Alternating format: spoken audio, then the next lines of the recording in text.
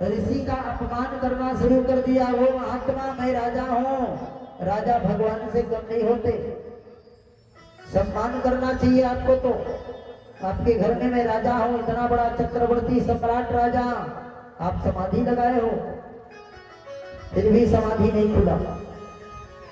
मैं अभी तुम्हारा खबर लेता हूं। नदी के किनारे पर एक सर्प पड़ी हुई थी, मरा हुआ। उस सर्प को लाया, बाण की नोक में उठा करके 7 बार घुमा दिया गले में।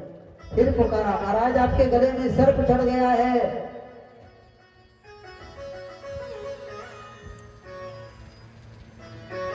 नदी के किनारे से खेल करके आ रहे थे श्रृंगी। श्रृंगी ने देखा और देख करके राजा परीक्षित को नदी का जल लिया, जल लेकर के भयंकर श्राप दिया। इति लंघित मर्यादम सप्तमे सप्तमे हनि।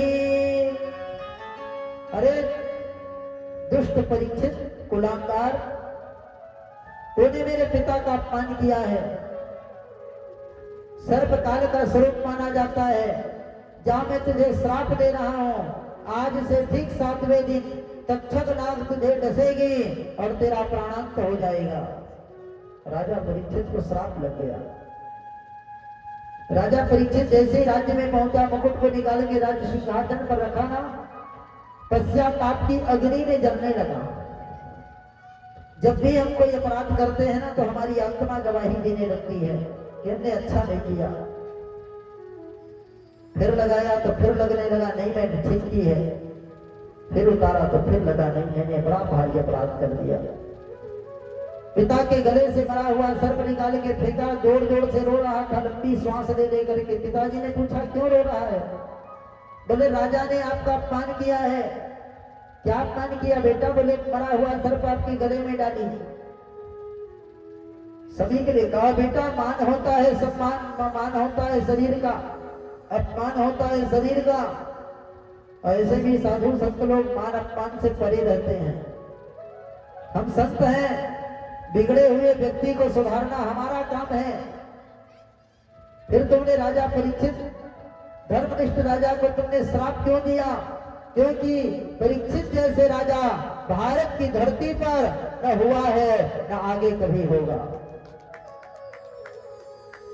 यदि ऐसा राजा ना रहा ना, तो भारत की भूमि पर अत्याचार बढ़ेगी, भारत की भूमि पर गौ हत्या होगी, भारत की भूमि पर जगह जगह पर मांस की व्यापार होगी, भारत की भूमि पर शराब की भट्टियां खुलेगी, भारत की भूमि पर जगह जगह खाना खुलेंगे, भारत की भूमि पर वर्ण संकरता फैलेगी। तूने अच्छा नहीं किया, लेकिन अब श्राप दे ही चुका है ना, उनको मुक्ति पाने का कोई उपाय भी खबर भेज दो। राजा परीक्षित के मोक्ष के लिए गौरमुख नामी के शिष्य को भेजा। गौरमुख नामी के शिष्य ने जाकर के राजर्षि परीक्षित को बताई बात, राजन आपने जो अपराध किया है ना, उस अपराध के बदले में आपको श्राप मिला है। कौन सी श्राप? 7 दिन में मर जाने का श्राप। राजा परीक्षित को तो रोना चाहिए, लेकिन राजा परीक्षित रोया नहीं, मुस्कुराने लगा, नाचने लगा, ढोल मंजीरा बजाने लगे। धन्य है उस महात्मा ने मुझे श्राप नहीं, मुझे जो आशीर्वाद दिया है। राजा परीक्षित ने अपने पुत्र जन्मेजय को बुलाया, राजगद्दी पर बिठाया। बोले, बेटा राज्य सिंहासन तुम संभालो, आप कहां जाओगे पिताजी? पिताजी ने कहा, परीक्षित ने, मैं कहां जाऊंगा, क्या खाऊंगा, कहां रहूंगा, क्या पहनूंगा, इसकी चिंता तुझे करने की जरूरत नहीं है, इसकी चिंता तो मेरे परमात्मा स्वयं करेंगे। राज्य छोड़ा परीक्षित, और राज्य छोड़ करके राजा परीक्षित श्री गंगा के किनारे आ गए। गंगा मोक्ष का किनारा है, यमुना भक्ति का किनारा है, सरस्वती ज्ञान का किनारा है, सरयू नदी वैराग्य का किनारा है। राजा परीक्षित गंगा के किनारे आए, किनारे में आकर के बड़े बड़े संतों को देखा। मृकंडू के पुत्र मार्कंडेय ऋषि को देखा, वशिष्ठ को देखा, अत्रि को देखा। बड़े बड़े ऋषि हैं जिसने कई प्रलय होते आंखों के सामने देखा है, कई इंद्र को बदलते हुए देखा है। परीक्षित को देख करके संतों ने स्वागत किया। परीक्षित संत के मध्य में भी बैठे हैं। जीवन में साधु का सानिध्य मिल जाए तो समझ जाओ बिगड़े हुए व्यक्ति का सुधरने का समय आ गया है। हाथ जोड़ा, हाथ जोड़ करके प्रश्न किया, महाराज एक बात बताइए, 7 दिन में मरने वाले व्यक्ति को क्या करना चाहिए?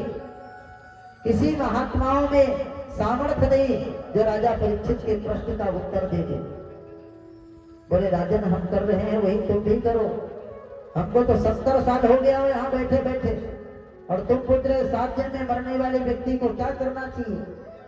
किसी ने कोई जवाब ना दे सका। बस उसी समय सुखदेव भगवान भागवत को पढ़ करके बैठे थे।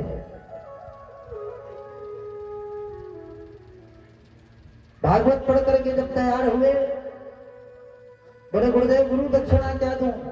जनक जी ने कहा गुरु दक्षिणा एक ही देना, अगर कोई सत्पात्र व्यक्ति मिल जाए उसी को भागवत कथा सुना देना, यही हमारे लिए सबसे बड़ी गुरु दक्षिणा होगी।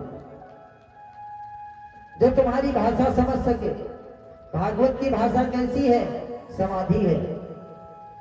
रामचरितमानस की भाषा कैसी है? अवधि है। सुखदेव की समाधि टूटा कि तत्रा भवद भगवान व्यास पुत्र यदृक्षया गामवनोऽनपेक्ष अलक्ष्य लिंगा निजलाभतुष्टो व्रतश्च बालेरवधो तवेशः। सुखदेव भगवान की समाधि टूट गई। कमंडल को पकड़े और कमंडल को पकड़ करके श्री सुखदेव जी सीधे गंगा के किनारे पहुंच गए। बोलिए सुखदेव भगवान की। सुखदेव के पिताजी बैठे थे, व्यास जी। व्यास जी के पिताजी बैठे थे पराशर ऋषि। पराशर के पिता बैठे थे वशिष्ठ जी। ठीक है गुरु जी। बड़े बड़े ऋषि पुत्रों को देखा।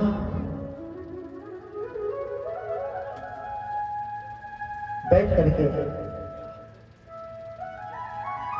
सुखदेव को सुंदर सिंहासन पर बिठाया गया। उम्र मात्र 16.5 साल की है। एक जगह पर उतनी समय तक ठहरते हैं जितनी समय में एक गैया दूही जाती है। एक गाय 5 मिनट में दूह लेना चाहिए। 5 से 6वां मिनट में जो दोहन करता है उसको पाप लगता है। गाय की केवल 1 थन हमारी है और 3 थन में अधिकार बछड़ों की है। 1 थन का दूध हमारे लिए और 3 थनों की दूध बछड़ों के लिए। इतनी समय तक सुखदेव ठहरते थे। जैसे 5 मिनट पूर्ण हुआ, अब जाने की तैयारियां करने लगे। ऋषियों ने कहा ये जाने वाला है। संतों का क्षण और भोजन का क्षण कभी बर्बाद नहीं करना चाहिए। ऐसा प्रश्न करो, ऐसा प्रश्न करो जो संपूर्ण मानव जाति का कल्याण करने वाला हो। किसी संतों में सामर्थ्य नहीं। राजा परीक्षित की ओर देखा सबने। परीक्षित तुम कुछ पूछना चाहते हो पूछ लो, देखिए ज्यादा समय ठहरने वाला नहीं है। परीक्षित ने गजब का प्रश्न किया।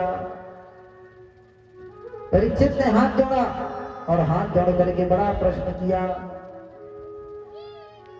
श्री सूत जी महाराज कहते हैं कि हे ऋषियों, अतः पृच्छामि संसिद्धि योगीनां परमं गुरु पुरुषस्य यत्कार्यं ब्रियमाणस्य सर्वथा।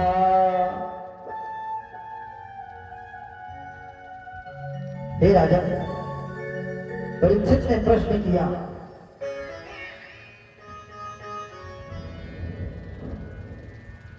येषां संस्मरणात् पुंसां सद्य शुद्ध्यन्ति वै गृहा किं पुनः दर्शन स्पर्श पाद शौचासनादिभिः। आप जैसे महापुरुषों के दर्शन करने मात्र से सारे अमंगल दूर हो जाते हैं। संतों ने इशारा कर दिया, परीक्षित ज्यादा प्रशंसा करोगे अच्छी बात नहीं है।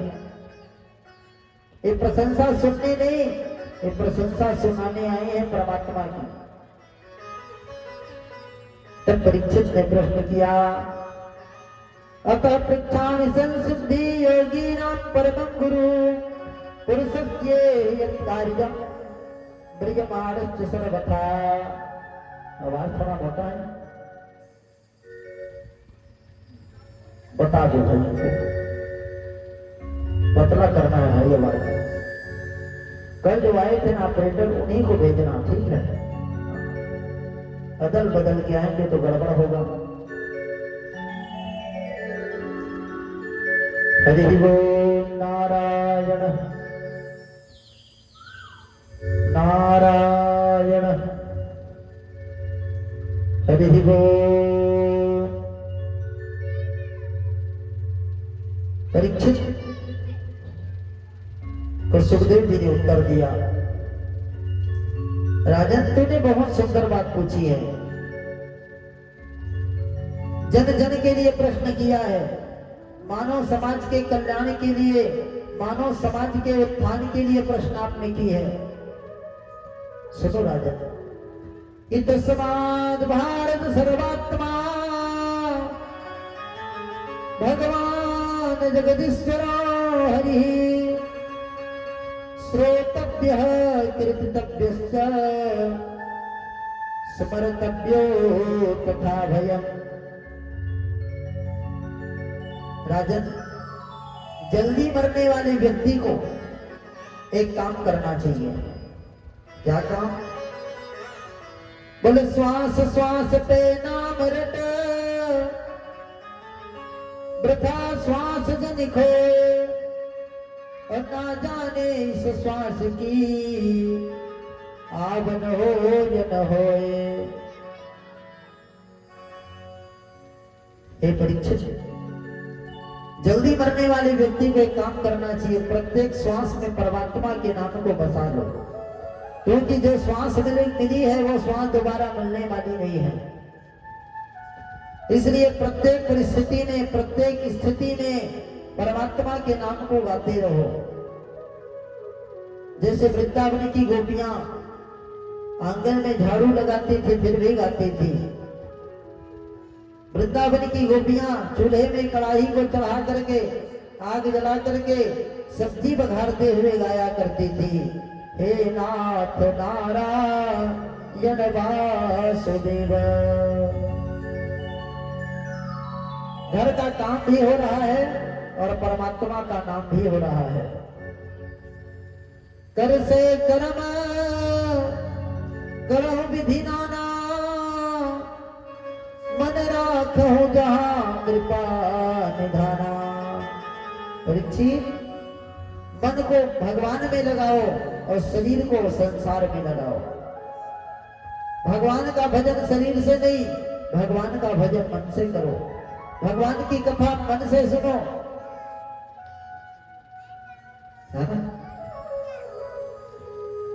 दुनिया में मन नहीं, मन लगाना है तो परमात्मा के चरणों में मन लगाओ। एक बार ये मन यदि गोविंद के चरणों में जाकर के बन गई ना, तो फिर मन कहीं भटकेगी नहीं, क्योंकि मन एवं मनुष्याणाम कारणम बंध मोक्षयो। बंधन किसकी होती है? शरीर की कि मन की कि आत्मा की कि बुद्धि की? मन की। मुक्ति किसकी होती है? शरीर की कि मन की? मन की। आत्मा के मुक्ति के बारे में सोचना भी अपराध है, क्योंकि जिस आत्मा ने कभी जन्म नहीं लिया है उस आत्मा की कभी मोक्ष होगी? कभी नहीं होगी। इसलिए परीक्षित, मन को भगवान में लगाओ। परीक्षित ने प्रश्न किया, प्रभु ये मन तो भगवान के चरणों में लगता नहीं है, मन को लगाने का कोई उपाय बता दीजिए। सुखदेव ने कहा कि जिता सनो जितस्मातो जीत संगो जितेंद्रिय स्थूले भगवतो रूपे मन संसारे धिया। जिता सको, मन को जीतना है ना तो सबसे पहले आसन को जीतना पड़ेगा। जब तक आसन को नहीं जीतेंगे तब तक मन को जीत नहीं सकते, है ना? इसलिए एक स्थान में कम से कम 8 घंटा बैठने का प्रयास करो, 8 घंटा भगवान का भजन करो, 8 घंटा काम करो, 8 घंटा आराम करो, 8 घंटा भगवान की कथा सुनो। 8 दिया 24। महाराज 8 घंटा ज्यादा है तो 6 घंटा बांट लो, 6 × 24। एक स्थान में अगर 6 घंटा बैठ गए ना तो मनुआ फिर दुनिया में नहीं, ये मनुआ फिर सीधा गोविंद के चरणों में जाकर के जुड़ जाएगा। और एक बार ये मन गोविंद के चरणों में जुड़ गई इसकी तार ना, तो फिर कहीं भटकेगा नहीं। जैसे गैया को बांध दो खंभे से, रात भर बंधी रहती है। घोड़ा को बांध दो रथ से, घोड़ा बंधी रहती है। गाड़ी चलाते हैं, ब्रेक कहाँ रहती है? पैर में। जब ब्रेक मारे तभी गाड़ी खड़ी। ऐसे ही ये मन क्या है? मन बड़ा गाड़ी है। हवाई जहाज से भी ज्यादा भागने वाला कौन है? मन। सब में ब्रेक लगा है लेकिन मन में ब्रेक नहीं लगा है। मेरा मन कभी दिल्ली कभी बॉम्बे। शरीर भले यहां बैठा है गुप्ता जी, लेकिन मन मगरपाड़ा में घूम रहा है ना? मन को एकाग्र करने का केवल एक ही उपाय है, क्या? संयम। इसलिए मन से गोविंद की भजन करो, यही मोक्ष का उपाय है। भगवान का ध्यान करो। बोले भगवान का ध्यान कैसे करें? भगवान कैसे हैं? उत्तर दिया गया, पाताल में तस्य पादमूलम पठन्ति पार्श्व प्रपदेर सातरम। पूरा विश्व प्रपंच जो दिखाई दे रहा है ना, वो सब परमात्मा की ही स्वरूप है। ये अतल वितल सुतल तलातर रसातल पाताल लोग भगवान के चरण हैं। भूलोक भुवलोक स्वलोक गणालोक कपालोक सत्यलोक वैकुंठ लोक ही भगवान के सिर हैं। सूर्य और चंद्रमा ही भगवान के नेत्र हैं। बड़े बड़े जो पर्वत देखते हैं भगवान की भुजाएं हैं। बड़े बड़े वृक्ष देखते हैं भगवान के शरीर के बाल हैं। जो गंगा यमुना सरस्वती नदियां देखते हैं भगवान की शरीर की नाड़ियां हैं। अरे हम तो कुछ भी नहीं है ना? हमारे सिर में जुहा होती है। जुहा कितना वजन होता है? भले हमारे सिर पे रहता है, तो कभी पता चलता है? नहीं पता चलता। बस वैसी हम भी रहते हैं परमात्मा के बनाए संसार में। प्रश्न कर दिया, परमात्मा ने संपूर्ण विश्व को बनाया कैसे? सुनो राजन, संपूर्ण विश्व में चराचर जगत में पहले कुछ भी नहीं था। ना तो अंडज थे, न ही स्वेदक था, न ही जरायु थे, न ही उद्भिजक था। कुछ भी नहीं था। पृथ्वी से 10 गुना ज्यादा जल है, जल से 10 गुना ज्यादा अग्नि है, अग्नि से 10 गुना ज्यादा वायु है, वायु से 10 गुना ज्यादा आकाश है, आकाश से 10 गुना ज्यादा अहंकार है, अहंकार से 10 गुना ज्यादा महत्त्व है, महत्त्व से 10 गुना ज्यादा प्रकृति है, और प्रकृति से 10 गुना ज्यादा परमात्मा की सत्ता व्याप्त है। संसार में सबसे ज्यादा कौन है? परमात्मा तो है ही है, लेकिन पृथ्वी किसमें टिका हुआ है? पृथ्वी से 10 गुना ज्यादा जल है। पृथ्वी खोदो जल ही जल है। पृथ्वी के ऊपर जल है कि जल के ऊपर पृथ्वी है? जल के ऊपर पृथ्वी है। जल को संस्कृत में नीर कहते हैं। नीर में भगवान ने अयन लगाया। यह दुनिया नहीं था तो भी सत्य था, दुनिया है तो भी सत्य है, और दुनिया में ही रहेगा तो भी सत्य ही बचेगा। इसलिए जल को नीर कहते हैं। नीर में भगवान ने अयन लगाया और उसी सत्य का नाम फिर नारायण हो गया। बोलिए नारायण भगवान की। उसी नारायण भगवान की नाभि से कमल हुआ। कमल में 4 मुख वाले ब्रह्मा प्रकट हुए। भाव से भगवान शिव की प्रादुर्भाव हुई। दुनिया को बनाने वाला ब्रह्मा है ना, और ब्रह्मा को बनाने वाला नारायण है। भगवान ब्रह्मा ने दुनिया को बनाया है, लेकिन ब्रह्मा के सृष्टि में कमल उसकी सृष्टि में नहीं है। त्रिदेवों ने तपस्या किया, 3 महाशक्ति प्रकट हुई। जासवंश उपजहि गुण खानी, अगणित रमा ब्रह्माणी। 3 देवियां प्रकट हुई, और 3 देवियां प्रकट होकर के व्यंजन वर्ण के 2 शब्द सुनाई दिए। तपस तपह, तप करो। बिना तप के कोई कार्य सिद्ध नहीं होता। सबको तपना पड़ता है। सोना को तपाया जाता है तभी कीमत बढ़ती है। मिट्टी को तपाया जाता है तो मिट्टी की भी कीमत बढ़ती है। कुम्हार तपाता है ना मिट्टी के बर्तन बना के। सब्जी को भी तपाया जाता है कढ़ाई में, तभी सब्जी की कीमत बढ़ती है। तपस्या किया 3 देवताओं ने। ब्रह्मा को विधाता बनाया इस सृष्टि के। भगवान पालन करने वाले बन गए। भगवान रुद्र संहार के देवता बन गए। ब्रह्मा को आदेश दिया भगवान नारायण ने,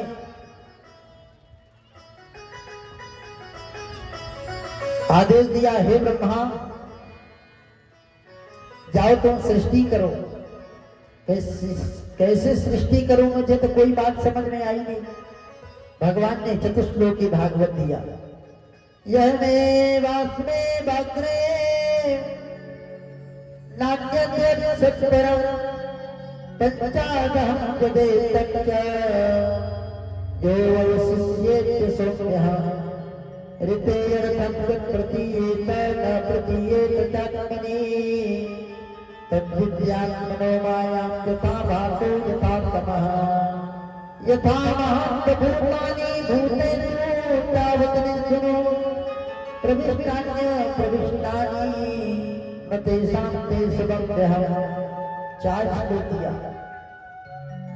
जैसे सुनार को सोने का एक बिस्कुट दे दो और बोल दो सोनार को, मेरे लिए कान का बनाना है, नाक का बनाना है, उंगलियों के लिए बनाना है, माथे के लिए बनाना है, गले के लिए बनाना है।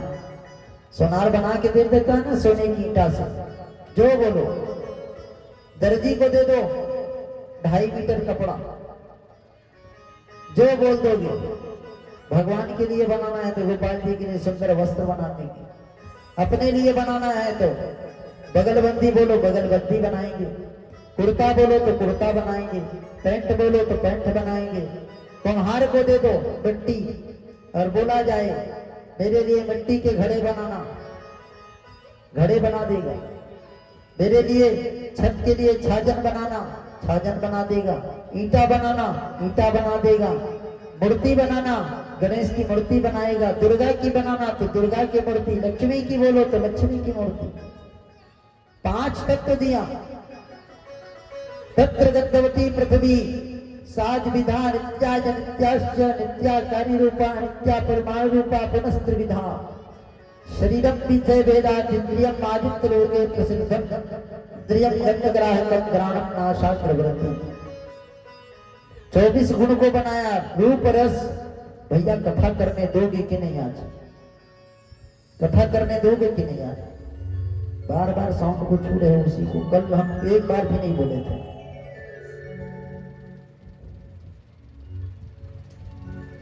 एक बार सेट कर दो, बार बार उसको हिलाओगे तो गड़बड़ होगा ही।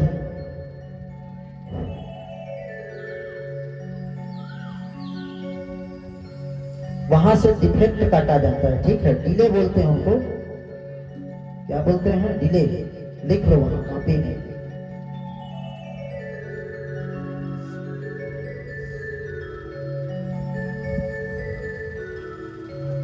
बोलिए भक्तवत्सल भगवान की जय।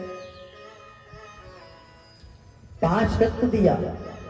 है ना। मानस में बड़ा सुंदर तुलसी ने गाया है, ओ क्षिति जल पावक गगन समीरा,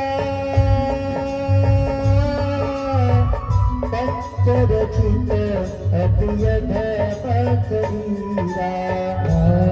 सिया राम जय जय राम, सिया राम जय जय राम। क्षिति जल पावक गगन समीरा,